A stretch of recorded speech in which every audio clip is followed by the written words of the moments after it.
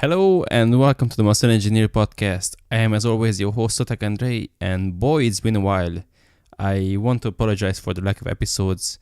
It's been a very eventful last third of 2018, and I honestly had just been procrastinating, and I kept postponing the podcast even though I very much so enjoy making these episodes. But I hereby promise that in this 2019 it will be my New Year's resolution that I do not miss episodes, and I will do my best to put out an episode a week at least.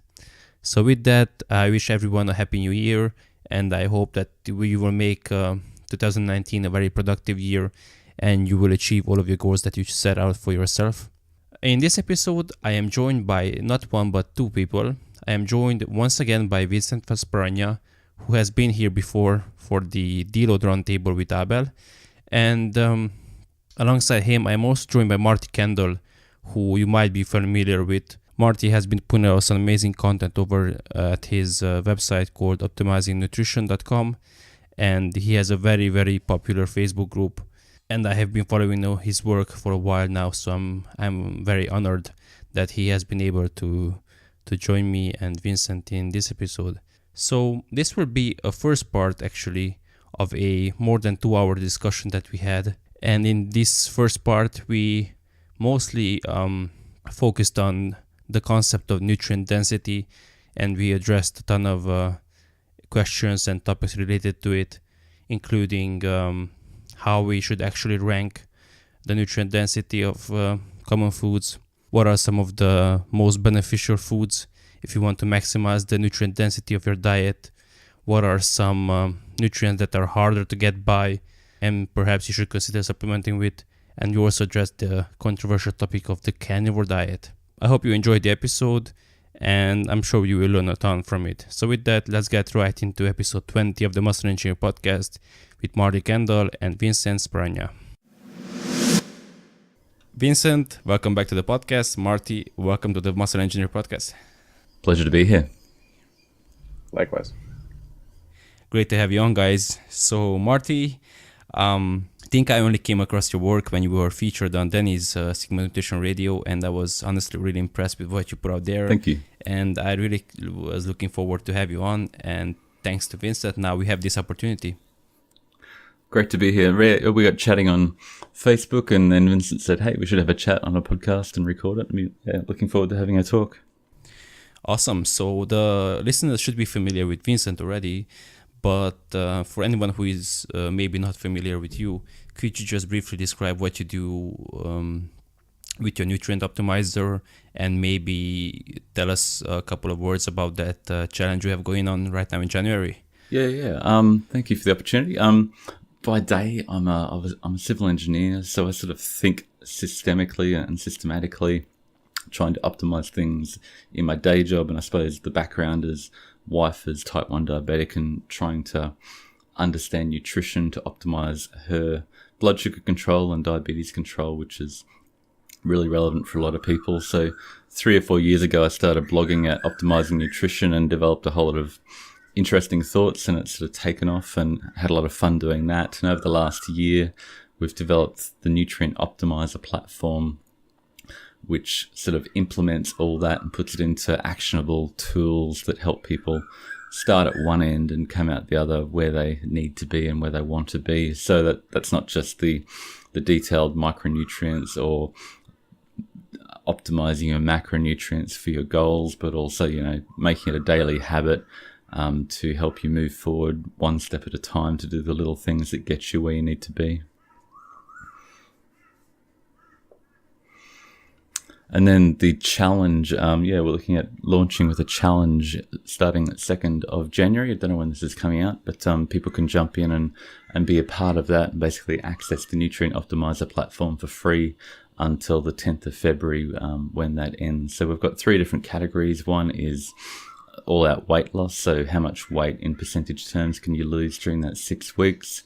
The second is blood sugar control, so how much can you decrease your blood sugar to improve your overall diabetes control. Obviously, a lot of people are really challenged by diabetes, And then it's the third is sort of a blend of that for weight loss and diabetes control, because weight loss and diabetes are obviously intimately linked. And there's a, the more fat your body is carrying, the harder it is for your body to absorb that excess energy, and the more it overflows back into your bloodstream. So we see those two as really intimately linked. Maybe in the future, we'll be looking at doing how can you looking at optimizing your nutrition to the point of, let's get the maximum nutrient density score, and that'll be part of the competition. But for the moment, we're just focusing on those three things. At the moment, we've got about 1,000 people joined, and there's about $2,000 in the prize pool. So 80% of that gets split between the winners. So the top three in weight loss, in blood sugar control, and those that combination of the two. And anybody who significantly reduces their blood sugars or reduces their weight by 4% gets a free nutrient optimizer report, which gives them a whole lot of detail about how to optimize their diet and their blood sugar control and their nutrient density and their protein targets, etc. Awesome. Sounds like a fantastic challenge, and unfortunately, I'm not a likely candidate to win these kinds of challenges. But still, it would be very cool, and I'm sure that with 1,000 people you said you have there, there will be some amazing transformations, and probably will benefit a large percentage of the participants. Really looking forward to it. It's really exciting. A lot of momentum, a lot of chatter in the Facebook group, and people really starting to make progress already, which is really exciting.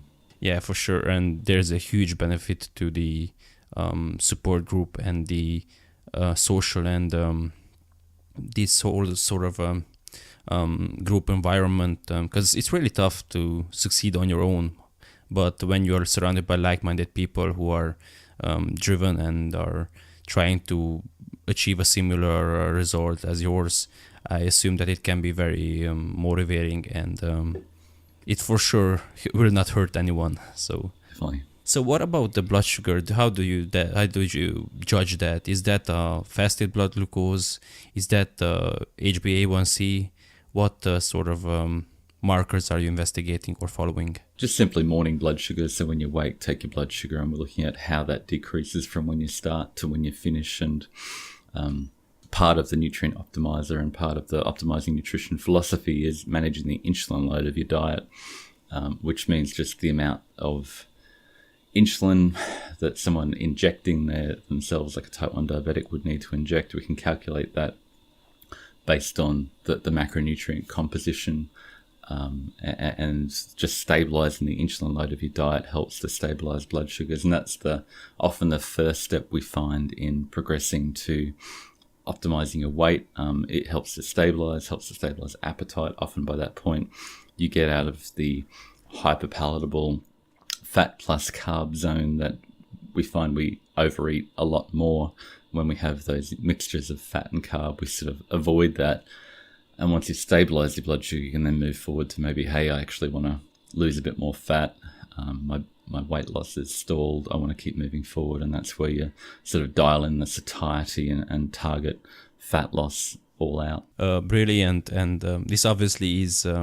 This starting point is obviously in accordance or in the fits perfectly with this time of the year when so many people start out the new year and go on their new year resolutions, and hopefully that a large percentage of those people will follow through with their resolutions by April or May, or even by this time next year. Yeah, that'd be great. And we're trying to build habits as well. There's like more than 200 different habits that people log in and actually say, yeah, I did that today, I did that again today, I did that again today, and you get points, and it's gamified, and you get to compete on the ladder, and you build your avatar and you level up. And so I've tried to develop a whole lot of gamified aspects to the platform that'll make it addictive and bring on healthy competition. So with 1,000 people in there, it's going to be quite massive to see the competition and who gets the results from managing the health of their avatar that'll then flow back into the real world. Yeah, that's so cool. Actually, I was listening to Joe Rogan, and they had something similar going on in November, I think.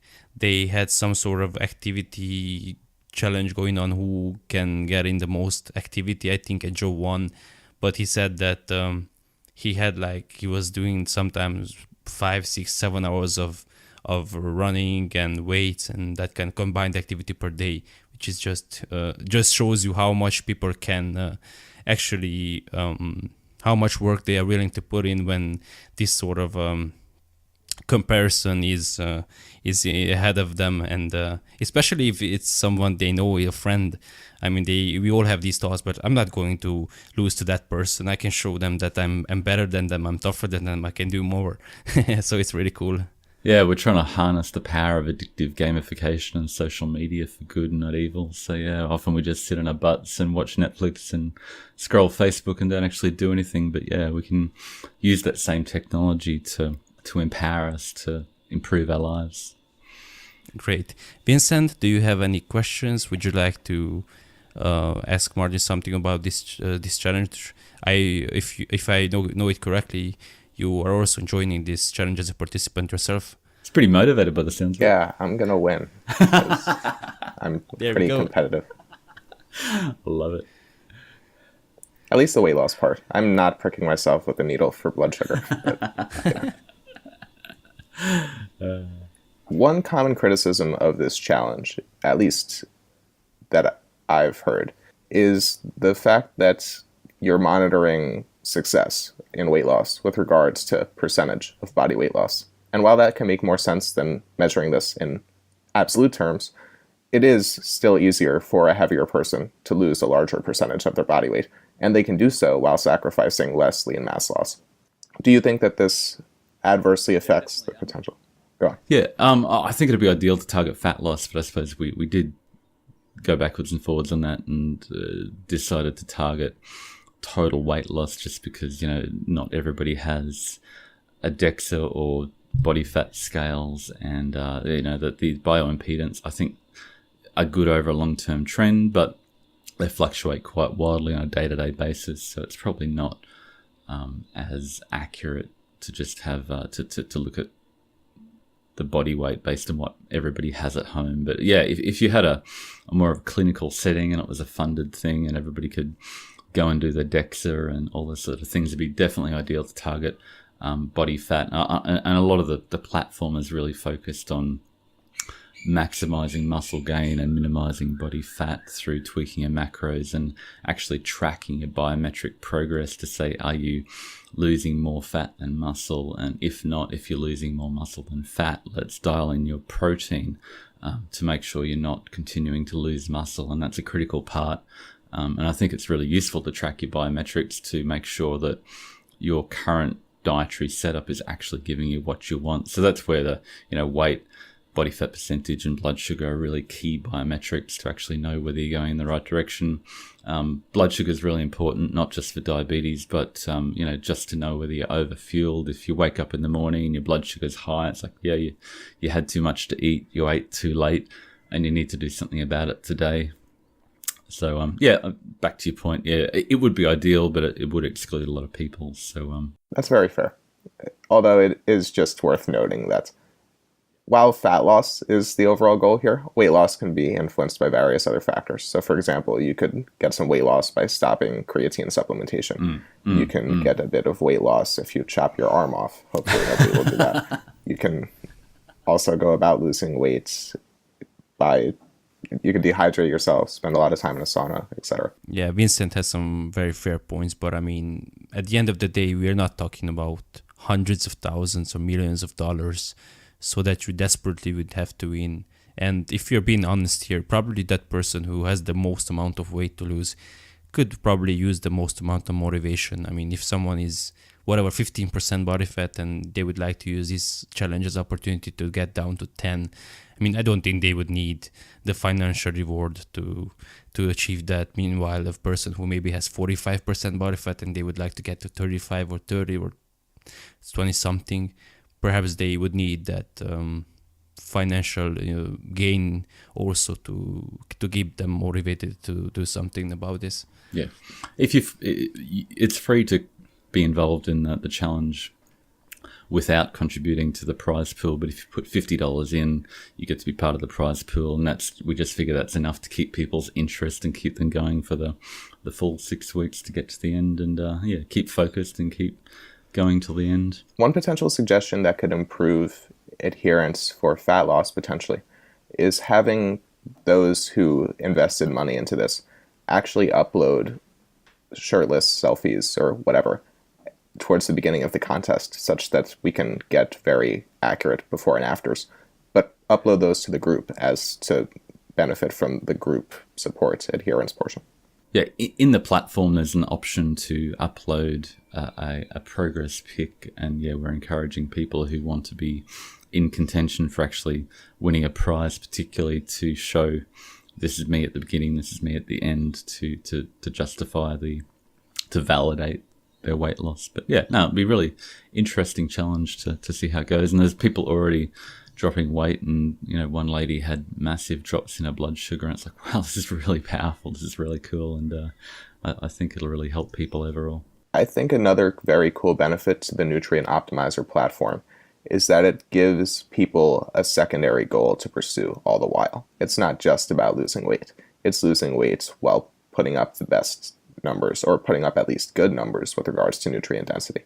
And shifting that focus can give a better silver lining to the potential benefits of weight loss, and that it also ingrains proper dietary habits that people will need to maintain this weight loss.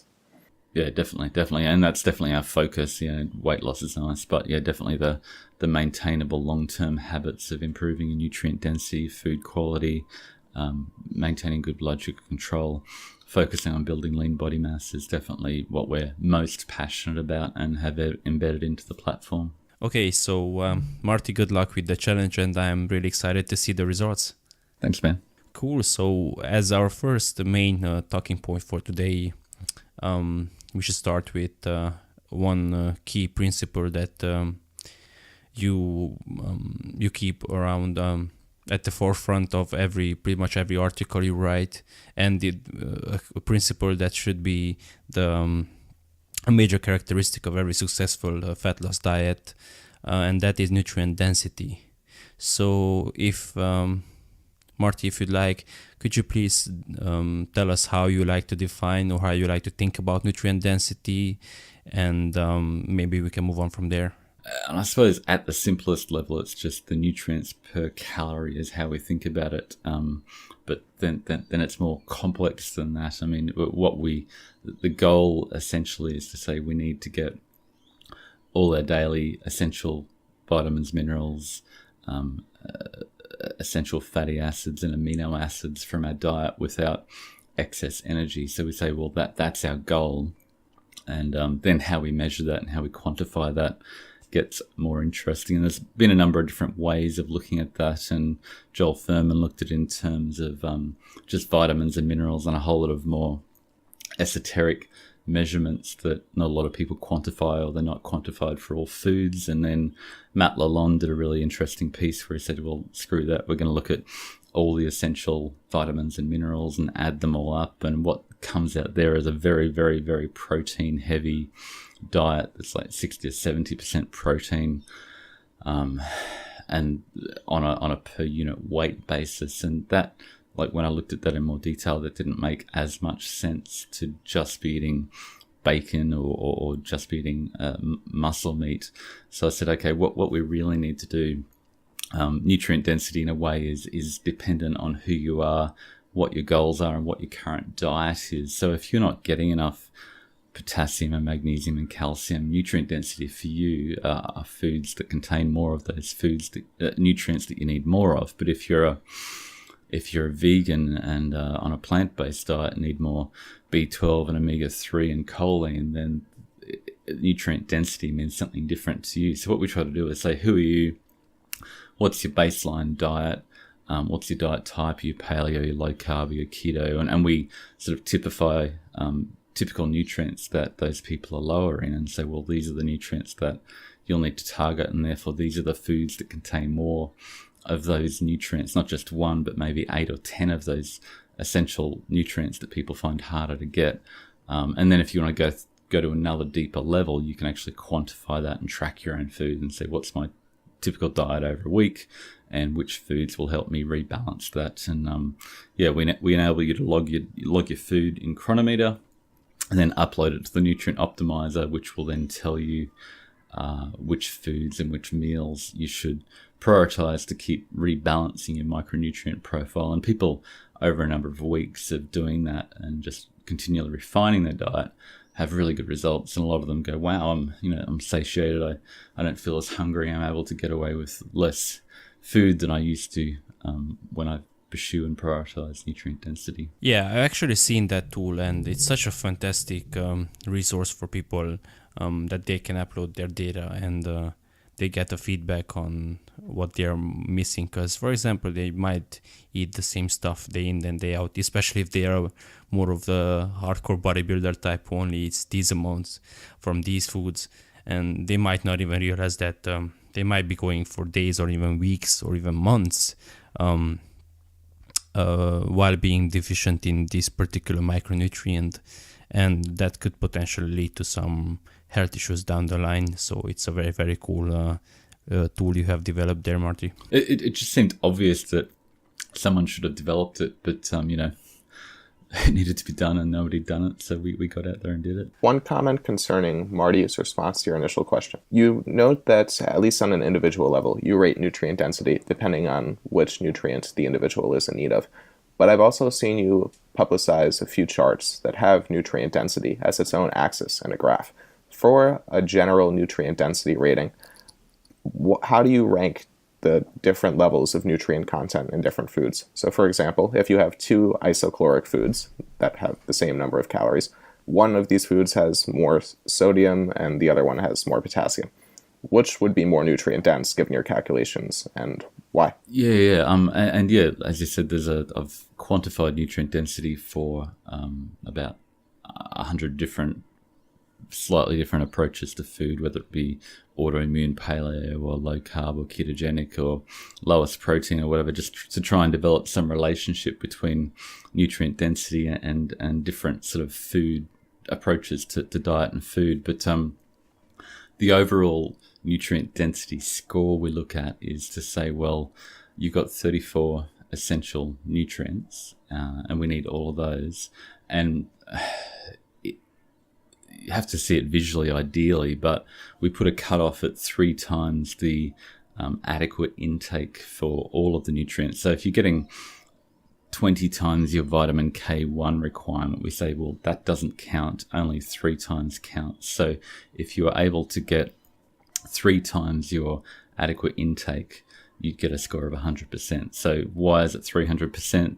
Don't you only need 100%? Well, yeah, sort of, but 300% gives you a nice sort of cutoff that enables you to get a lot of 70, 80, 90% sort of rankings, and yeah, maybe 100% is adequate, but a little bit more is often not bad. But a diet that has 20 times your vitamin A requirement because you're eating a lot of liver, but no potassium and no magnesium or very little, because liver may not contain those harder to find nutrients, is not really nutrient dense overall in the big picture. So we try to consider nutrient density based on all the micronutrients, but nutrient density for you is sort of based on what you're currently eating and what you need to eat more of. So a relatively nutrient dense food will be one that contains more of the nutrients that you're currently finding harder to get. Hope that sort of answers your question. And there's an article on the nutrient density score on the Optimizing Nutrition blog that goes through that in a whole lot more detail. So to summarize, you would roughly say that the nutrients are weighted in terms of scarcity as most important to prioritize. So those foods that are highest in rare nutrient density per calorie. Yeah. In our food system, it can be easy to find a number of nutrients, particularly amino acids, are very easy to find. But once we prioritize those, calcium, magnesium, potassium, choline, even sodium can be harder to find in unprocessed foods. We get a more nutrient dense overall profile, and at the same time we get plenty of protein just by prioritizing the harder to find nutrients, we don't really have to prioritize protein. A nutrient-dense diet is chock-a-block full of protein.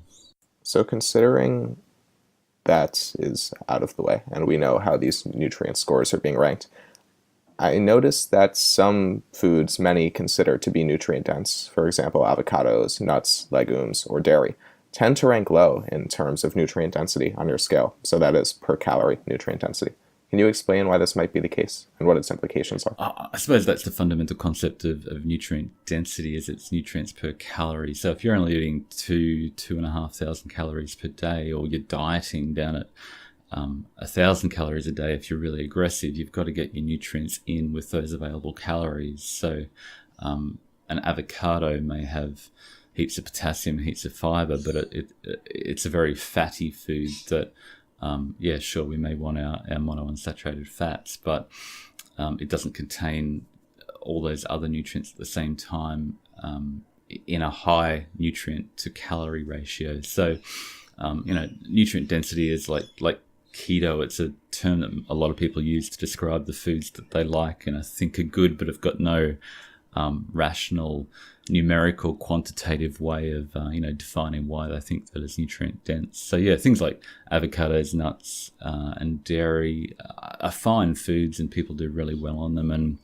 obviously, from a population perspective, lots of people eat those foods and thrive really well, especially at maintenance. But if you're looking at trying to get your nutrients in with a limited calorie budget in a dieting circumstance, they may not be the best. And I know from living in the keto sphere, and a lot of people, when they throw out their fear of fat, and they're going the nuts and the cream and the dairy and unlimited avocados, and if you tally that up in Chronometer, you've logged a lot of calories there, but maybe not a lot of nutrients. And yeah, you basically got to think of it as a calorie budget to get your nutrients at the same time. And then you mentioned legumes.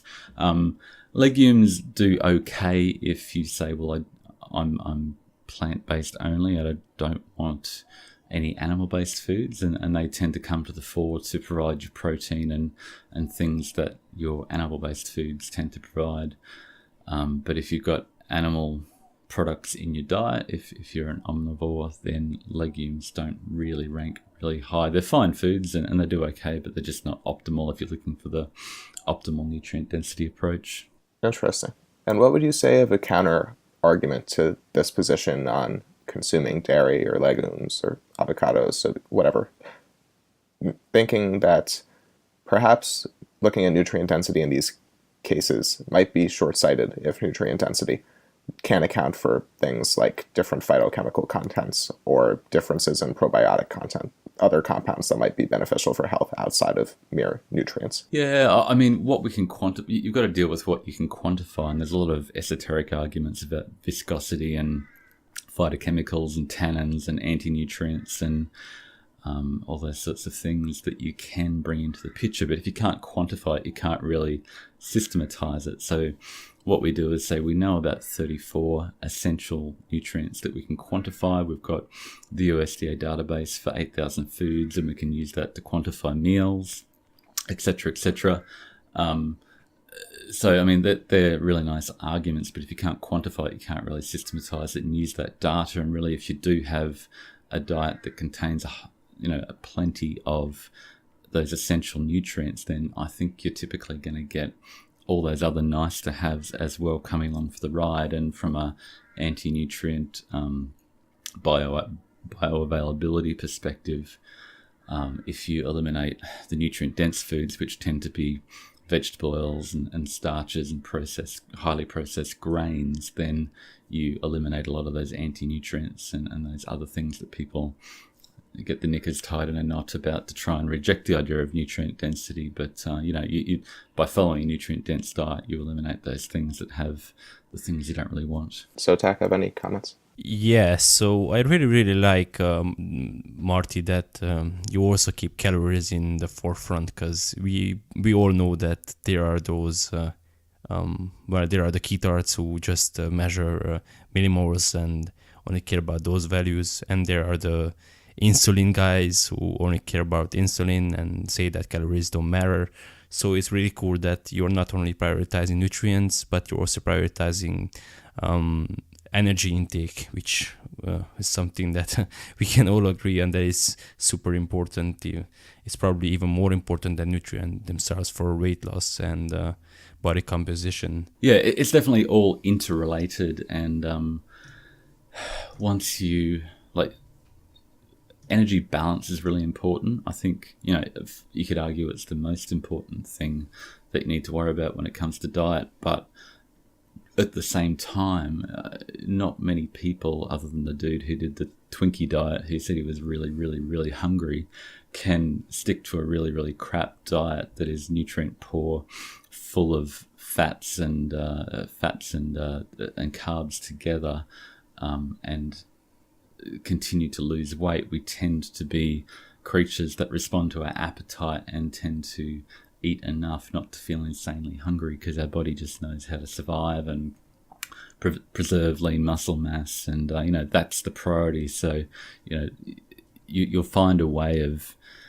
most people, unless they're a competition bodybuilder, will find a way to work around MyFitnessPal or Chronometer and eat a little bit more and trick themselves. So part of the quest in all this is to systematize diet, to find a way that will help them to be full and not be thinking about food, and not be hungry and be satiated, and whether that be through satiety or minimizing cravings due to nutrient deficiencies. They've all got to work together, and I used to be one of those ketards who used to worry about insulin, and my wife is a type 1 diabetic, so insulin is a really real thing for me, and quantifying insulin is a very big deal for me, and I've done a lot of work to try and quantify how much insulin you require, but the more I've looked at it, the more I've realized that it's really just once you get out of that carb plus fat zone to maybe less than 30% carbohydrates and maybe greater than 60% carbohydrates,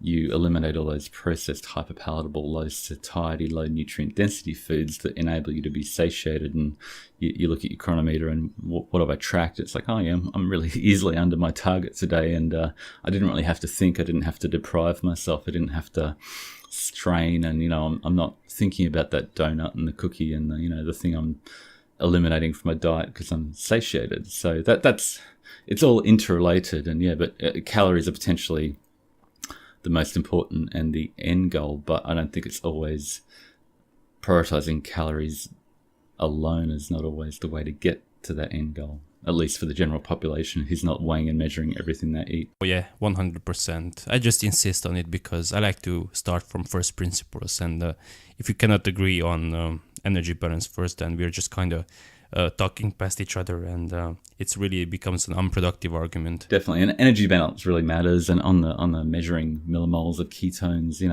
it's been really fascinating to see. I jumped on the getting involved in measuring my ketones, and Keto Clarity came out 5 years ago, and I was there trying to get my ketones up and loading up with butter and MCT and bulletproof coffees, and then you go, well, I've put on 10 kilos and I look like crap. What happened there? And then it's interesting to see like the Verta 2-year results. The big Verta study, ketogenic study, has just come out, and their ketone values went from maybe 0.1 or 0.2 to 0.6 after a few weeks, but then they settled down over the longer period. And after a year, they were down at 0.18, and after 2 years, they're still down at 0.18. And that's what we see over and over again, is once people optimize their diet, improve their muscle mass, lose some body weight, I don't know whether it's they use ketones better or they don't have as much energy floating around in their bloodstream anymore. And, really diabetes is a situation where you can't store any more energy in your body fat. Your body fat says, no, I'm full, rack off, we can't take any more. So it then overflows into your vital organs and your bloodstream, and that's why you see elevated blood sugars, body cholesterol in your bloodstream, as well as high levels of ketones. And an optimized body doesn't necessarily need high levels of energy floating around the bloodstream all the time. It can access it efficiently from the body fat stores that aren't over full So yeah, just on that measuring ketones, I think it's a really interesting topic that we're learning a lot about, and chasing ketones is definitely not the end goal. So along the lines of the energy balance concern, what about low-fat dairy, for example? Because obviously then the calorie count is lower, but the nutrient density might then, relatively speaking, be higher. Because me personally, I eat a ton of Greek yogurt, I eat a ton of cottage cheese, and most of them it's either 2% fat at most, or it's usually the 0.5 or 0.1% fat-free version. I similarly at the moment on a similar sort of journey to you, trying to lean down a little bit, and I eat a good chunk of lean cottage cheese, and it can be actually quite nutrient dense per calorie. But you've got to admit, maximizing nutrient density for all people all the time is not necessarily the goal, because a lot of people are happy at the current weight they're at, or they need to gain weight. So for those people, you're going to tolerate a higher energy density and a lower nutrient density that'll enable them to maintain weight. So that's where the avocados and nuts and legumes and full-fat dairy will be fine for someone who's happy with their body weight, or they're a endurance athlete and trying to get those calories in. So it's a matter of saying, who are you, what are your goals, and therefore how can we optimize your foods for those choices. And from a population level that what Vincent was talking about, we it often doesn't think about who are those people, and sure, they're the Catawbans or the Okinawans who had very low access to food, so those sort of foods were great for those people. But if you're a diabetic, if you're someone who's trying to be a bodybuilder, if you're an athlete, if you're trying to manage something that you need therapeutic ketosis for, you've got a different, you need to target your diet in a different way. Excellent. So moving on, then, what would be your highest ROI, your best bang for your calorie buck foods that you would like everyone to include in their diets, regardless if they are dieting for fat loss or for muscle gain? And maybe we can differentiate between these two scenarios moving forward. Yeah, I suppose that the thing you need to exclude are the cheap, hyperpalatable foods of grains and vegetable oils and sugars to some extent, though I think sugars have decreased in importance in concern, really, because sweetness came in and people are using a lot less sugar in the diet these days. At the other end, it seems to be fish and veggies seem to rank really, really high in terms of nutrient density and satiety. It's really hard to overeat those foods, and people do really well. They tend to be more expensive potentially, but you sort of have to invest in those foods, and the spinach and the broccoli and those sort of non-starchy green veggies. And then you've got just digging up a chart, seaweed, celery, onions, cucumber, artichokes, zucchini. Yeast extract can actually be quite nutrient dense. Chicory greens, and then when it comes to seafood, you've got crab, lobster, crayfish, halibut, octopus, oysters, caviar. All those sort of things are very nutrient dense and give you a lot of bang for your buck. Again, they're not necessarily the cheapest foods out there, but often you get what you pay for, and you've got to prioritize your diet if you want to be healthy to some degree. And what about liver? Because most of the foods you mentioned there have really high water content, which again is helpful if you need a ton of volume. However, if you need to eat, because I'm sure you know that graph which compares, and they will be like, well, broccoli has this much vitamin this, whereas red meat only has this amount. But when you compare the actual amounts of foods you would have to eat, you could eat 100 grams of steak, or you would need a kilo of broccoli or something like that. So in a practical sense, we can't be walking around all day with distended stomachs from all this food we have to down to get our nutrients in. So what about the liver, for example? What about red meat? These are mostly animal sources which are really concentrated in nutrients, even though they might not link that high on the nutrient density categorization, I guess. Yeah, I think those little graphics that you see between the plant-based and the animal-based people arguing is always fascinating. And you think, well, your broccoli, you're taking in 23 calories and your steak is 300 calories, so you're really really not comparing apples for apples. It's a complete, you can't really compare those two things. Overall, we see the best diets, the most nutrient-dense dietary approaches are a combination of animal and plant-based foods. Liver is really nutrient-dense when it comes to a number of vitamins, particularly vitamin A is right off the chart. You can actually get vitamin poisoning from vitaminosis A from having too much liver. Story of the explorers who ate too much polar bear liver when they were really really hungry, didn't feel too well and got sick from that. But liver is nutrient dense in a way, but again, it only contains a limited number of nutrients. So that when it comes to a wide variety of nutrients, it doesn't contain a massive variety. So that's where you've got to look at, what am I not getting enough of, and which foods contain that. And that may or may not be liver. And nothing wrong with eating organ meats, and they're fantastic and they are nutrient dense. But I've been analysing nearly 1,000 different recipes in Chronomy to try and look for the most nutrient-dense ones, and often they're that combination of maybe anchovies or mussels, or with fish and like mackerel or sardines, and with spinach and something else like that combines. And I don't see many nutrient-dense recipes that contain organ meats. I think just because when people eat organ meats, they slather a whole lot of other stuff with it to drown out the taste of that. And by the time you've added all those sauces and whatever, you've got so many other calories that dilute the nutrient density. But if you want to get into your liver, then go for it. It's definitely a quick way to get a lot of vitamin A. So to circle back to something that Marty mentioned a bit earlier, it was the nutrient optimizer's inability to account for bioavailability and or anti-nutrient content that leads some people to criticisms. And he defended this point by noting that bioavailability and nutrient content aren't necessarily quantifiable, so it's hard to work that into calculations. How do you generally think about bioavailability in terms of certain nutrient-dense foods? So for example, iron in legumes often lacks bioavailability, or anti-nutrient content. So seeds might be high in anti-nutrients.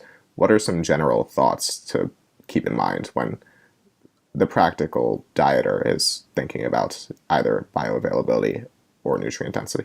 Or, sorry, anti-nutrient density. Definitely brought up by the carnivore crowd. And for a lot of those people who are going for carnivore, their guts are really messed up from whatever they've been eating up to that point in their life. And the carnivore approach is a very effective elimination diet to clean out all the crap in their diet, and just they cut out vegetable oils, they cut out refined grains, they cut out all of those anti-nutrients and things that inflame their gut, and they feel fantastic, and it's a real revelation.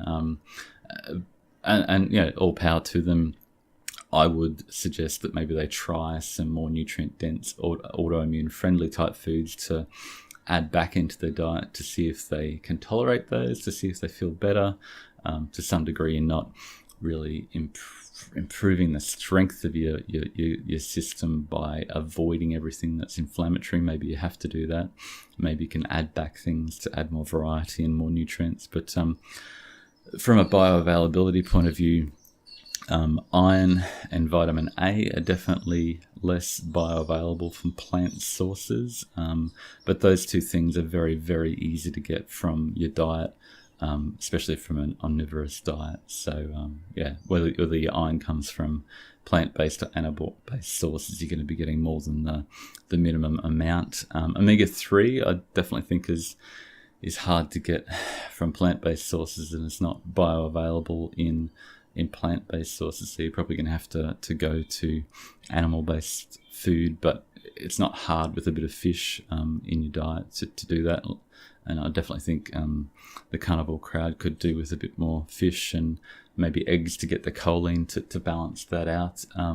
From a anti-nutrient point of view, you've got phytates and all the lectins, goitrogens, oxalates particularly in grains and legumes. And as we mentioned before, focusing on nutrient density really takes out those inflammatory grains that contain the lectins that. So by focusing on nutrient density, you're basically eliminating all those problematic foods. And yeah, maybe your spinach and your broccoli have some phytic acid or goitrogens or whatever, but for most people they're a hormetic stress. I mean, Rhonda Patrick waxes lyrical about the benefits of sulforaphane and all the things in broccoli that are beneficial for you because they cause a hormetic stress, like exercise causes a hormetic stress, or fasting causes a hormetic stress. So for most people, I think it's not a concern. But if you don't do well, then try an autoimmune type nutrient dense diet. Is incredibly nutrient dense because again, you're cutting out all those crappy foods. But if you need to go to a carnivore meat-only diet, then if that works for you, then once you've settled on that, you can try moving forward to add in other nutrient-dense foods back into your diet. So you mentioned the carnivore diet here, and I think that's probably a hot topic in fitness right now that we might want to address.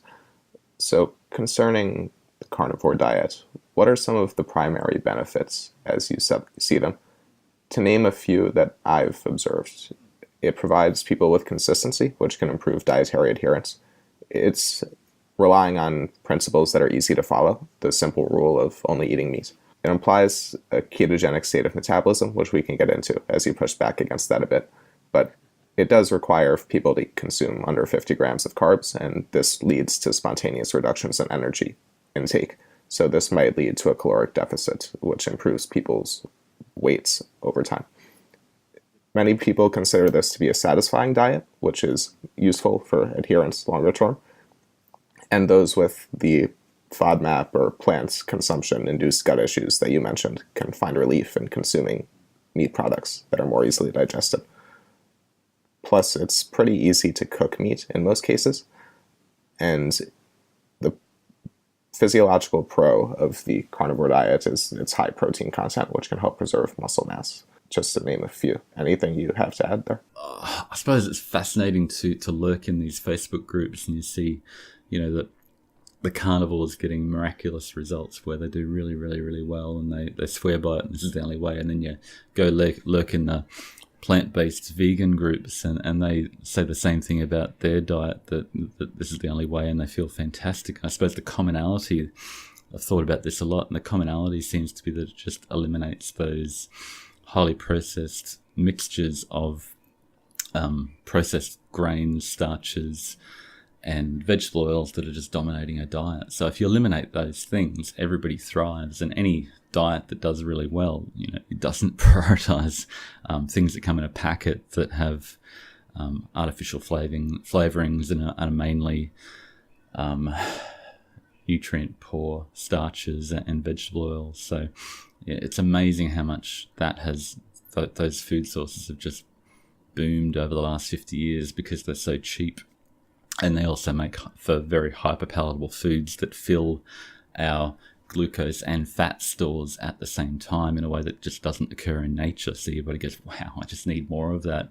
So as soon as you cut those out and say they're against my religion, whether that be eating very low fat plants only or very high protein animals only, you're going to be doing really, really well. And as you said, you get heaps of protein on the carnivore approach, which a lot of people, for whatever reason, whether they're keto and trying to avoid protein so they can get higher ketones or just the general diet it seems to be optimized for the amount of protein that maximizes intake and lowers satiety. People get enough protein to do really well, and it removes all those crappy foods and they do really, really well. So that I think that's the main reason carnivore works, and it's definitely simple and easy to follow, and there's a lot of people doing it at the moment. Yeah, to your point, processed foods play a huge role in promoting obesity because these foods are hyper palatable, more energy dense, and potentially addictive. This means that people, as well as cheaper, so people can buy them at less cost consume them for more acute enjoyment, have higher cravings for them at some later points, eventually become addicted over time, and all the while consume a ton of calories considering the energy density. And be sponsored by their own tax dollars, because a lot of those crops are subsidized, ironically, to make them even cheaper, because the dietary guidelines were really developed in a time where America was trying to feed their people more cost effectively, and that worked really well. But 50 years later, it's not very helpful for us. Yeah, and why preventative healthcare is definitely an area that needs to grow in coming years. On to the cons of the carnivore diet, or at least the potential cons. What are a few that come to your mind? I think a commonly voiced concern is that of high risk of nutrient deficiency. Definitely a fascinating area. I'm resident to jump in and say, yeah, you don't get enough nutrients, because you do get, they're bioavailable nutrients. So those things are going to be really easy to get into your diet. And you get plenty of protein, which is a real benefit. And there's an argument to say that vitamin C you maybe don't need as much if you don't have as much glucose in your system. And I could make an argument to say that manganese and maybe vitamin C you don't need as much if you don't have as much glucose, and potentially manganese and vitamin E. Those targets are set based on population averages, so maybe you don't need as much of that. Vitamin K1 you can get from vitamin K2 when it's converted in the body. So if you're getting butter and those sorts of dairy fats in a carnivorous diet, you can definitely get that conversion happening. So K1 may not be a big deal, but I think when it comes to like folate, calcium, magnesium, potassium, those sorts of nutrients do tend to be harder to find. Omega-3, if you're not eating a lot of fish and seafood on your carnivorous diet. And potentially I think part of the factor as well too is if you're eating animals that, I prioritize a lot of kangaroo because I just love it and I've grown to love the taste, but it's also full of it's more nutrient dense in a lot of ways. It's got more potassium and magnesium, and it's not raised on grains in a shed. I don't know whether that's just a romantic argument, but I feel it tends to help me feel better. And I think the health of the food you're eating is important. So if you've got healthier animals that you're eating, you're potentially going to do pretty well. But again, if you don't really need to have a 100% carnivore diet, then maybe adding in some nutrient-dense green non-starchy veggies might be a good option just to round out those potassium, magnesium, those harder to find minerals, particularly that aren't as high in a carnivorous diet. And when you look at we've got a leaderboard there, the number of people that are right down the bottom tend to be the really, really, really high-fat keto approach, and also potentially carnivorous. We don't have a lot of people who've logged their diet as carnivores, but carnivore doesn't rank up as well just because it doesn't have as much variety. And those the seafood and the non-starchy green veg tend to add a lot of really good nutrients into the picture to get a better, but whether you can get adequate on a carnivore, you probably can get enough, but whether it's optimum and ideal and going to make you thrive as well as you can is arguable. Yeah, I don't want to get bogged down too long on this topic because we have a lot of to chew through, pun intended.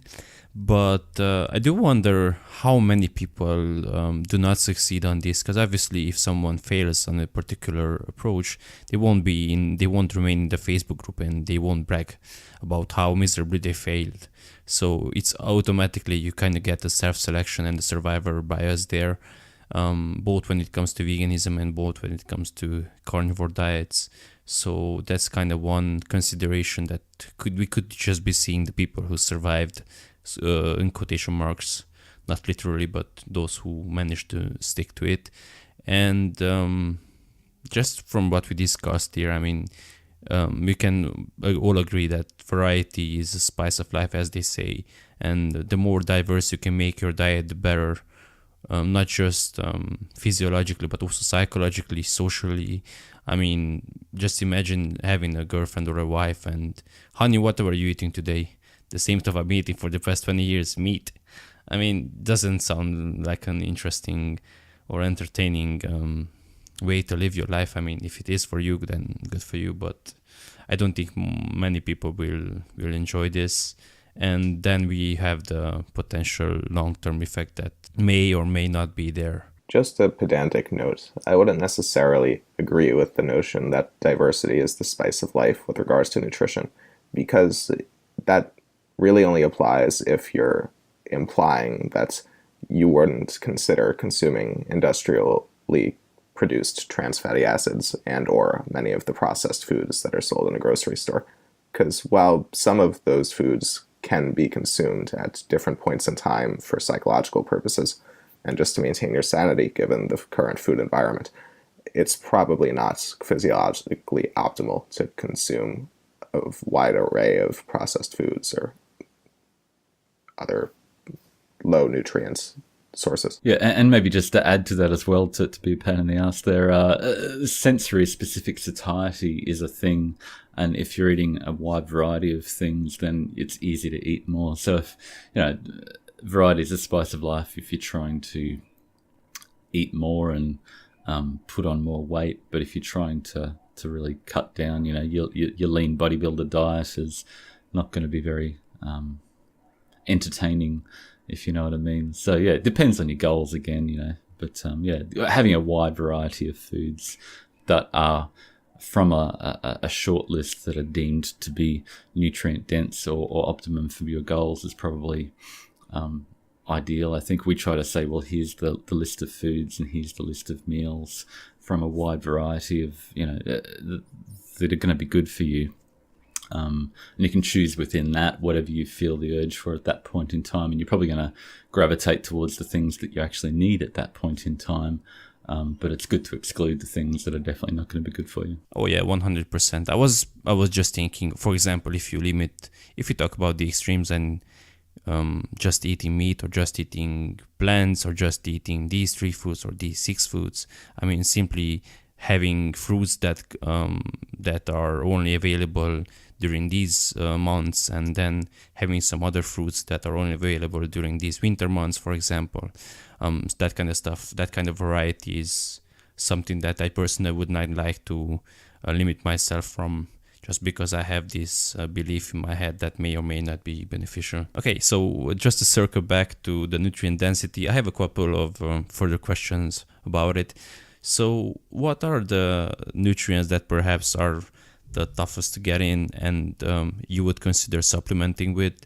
And just as a second question to that, and you can decide if you want to tackle them one at a time or both, what are the differences, if there are any, between quote-unquote natural sources and then the supplementary sources? Because we have the people who argue that, well, it's just the same. For example, if you've listened to the Kahn versus Kresser debate, Kahn was very big on, well, we should just all go vegan and then just supplement with B12 or zinc or whatever we don't get from plants. Here's the list of things I'm supplementing right now because my diet is inadequate, but it's best, really. Yeah, I mean, exactly. Just here's the best diet, but by the way, you need a laundry list of supplements. But so Kresser was pointing out that there might be some some connections or some relationships between nutrients that we might not be even aware of, and that might be a potential reason to get in as much as possible, get them in from natural sources. From a plant-based diet we were talking about before, omega-3, B12, choline, selenium, methionine, zinc, leucine, lysine, pantoacid, valine, and then a bunch of your amino acids are really hard to find. I've got a list here with the animal-based foods: K1, calcium, vitamin E, vitamin C, folate, magnesium, potassium, choline. Pantoacid, thiamine tend to be harder to find on animal-based foods. But yeah, to your point, supplements are, in one way you're dumping a big chunk of, I'm trying to take a bit of extra magnesium to try and help my sleep because, I'm doing a lot of stuff and trying to sleep better. I just bought an Oura ring, and magnesium helps me sleep. But if you have too much, the body says, no, I don't need all that magnesium, and it quickly shuttles it out of your body. And if you're dumping a big chunk of one supplement in a in your gut, then your gut's probably not going to deal with that and process it and digest it and assimilate it the same way it's going to do with a whole food, those same nutrients in a whole food. And also you've got a whole lot of nutrient ratios that you need to balance between potassium and sodium and all these other different micronutrient balances that tend to come in well-raised animals and whole food and plants.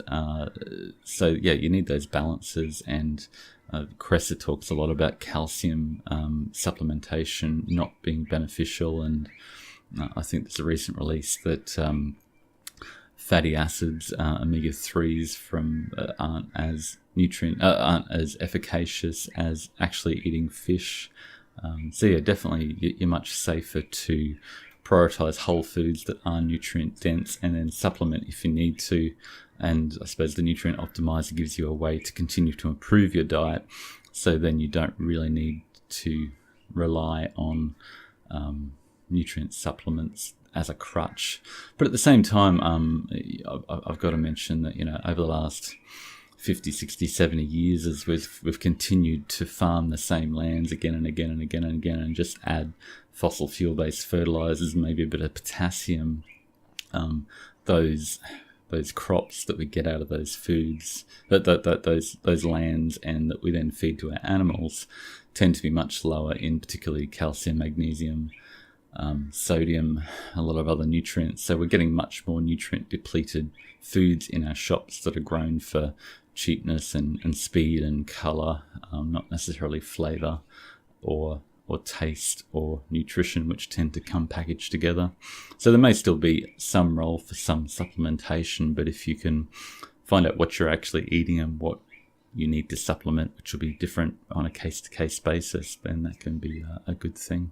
Then you don't need to have a laundry list of supplements that you may be wasting your money or over-supplementing.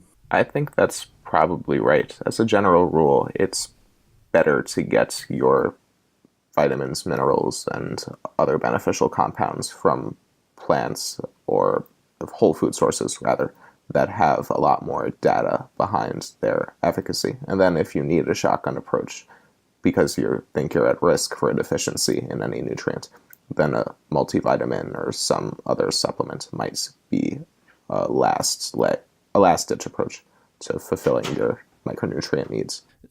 Marty, have you seen anything, any studies or any data comparing the RDA versus what would be an optimal intake for someone who is also training, has a very high physical activity, and as such their requirements might be higher than that of someone who is just sitting on the couch not doing anything physical? Yeah. I mean, relevant question for your audience and definitely of interest. Not a massive amount, other than I suppose a few thoughts are that any athlete potentially is they're carbing up or trying to get a lot of energy in quickly to refuel, and that can tend to be energy dense, nutrient poor. So you have to keep that in mind when you're choosing how you refuel, and you're not going to be able to get the same level of nutrient density as if you're just saying, well, I'm going to have 1,000 calories a day of lean meat and spinach and broccoli and caviar, or whatever you wanted to comprise your optimal diet of. But I think electrolytes particularly, you burn through a lot more sodium, potassium, magnesium, calcium, so you need to prioritize those. And if you're lifting, if you're doing resistance training, you're potentially going to need more protein, obviously, to recover. But as much as we argue round and round about protein, I found again and again, the more you prioritize those harder to find vitamins and minerals, you get a diet that has got heaps and heaps of protein and way more than the RDA. So I suppose that's where I get tetchy and have a bad reaction when anybody talks about avoiding protein and minimizing protein, especially when it comes to increasing ketones, because then they just end up drinking fat and getting very, very little micronutrient density, and then saying, oh, I've stalled, why is that? It's like, well, I was there, we've all done that, but let's move forward. And if you don't focus on getting your ketones high, you can and focus on getting the nutrients you need, you'll feel better and maybe not eat as much. But yeah, from a athlete point of view, particularly electrolytes that tend to be hard to get in our current food system. So that was episode 20 of the Muscle Engineer podcast. I hope you enjoyed it and you found something valuable. Look forward to the second part of this roundtable discussion, which will be coming out in a couple of days. And that will cover mostly the subject of satiety, including the effects of protein on satiety. Before we wrap up this episode, I, as always, want to leave you guys with my top 3 takeaways that I thought would be important to highlight from this episode. The number one main lesson that I took away from this is the importance of having a community of like-minded individuals when you're trying to achieve a certain goal. So for example, Marty has that 6-week challenge going on, and for that he has set up a private group. In a similar way, shameless plug, I also work with clients online, and all of my online coaching clients get entered into the private Facebook group where we can all interact and we can support each other, because we are ultimately all trying to achieve a similar goal. And there have been numerous instances of such a community and the support group being beneficial for people. So if you're trying to change a certain behavior, if you're trying to achieve a certain health or body composition related goal, it might be a good idea to find a friend or two who are on a similar journey, and you can support each other along the way.